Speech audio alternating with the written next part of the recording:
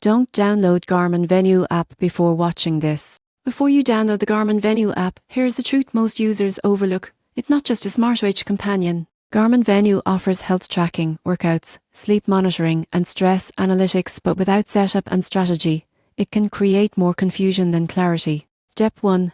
Define your goals. Are you aiming for fitness, sleep optimization, or stress management? Most people get this wrong by sensing the watch without clear objectives, leading to irrelevant alerts. Step 2. Calibrate sensors. Accurate heart rate, sleep, and oxygen readings depend on correct settings and proper wear. The surprising truth is, even a loose strap can drastically skew data. Step 3. Use multiple metrics. Combine heart rate, sleep quality, workouts, and stress levels for a complete picture. Focusing on a single metric like steps often misrepresents your overall health. Step 4. Engage with workouts and challenges.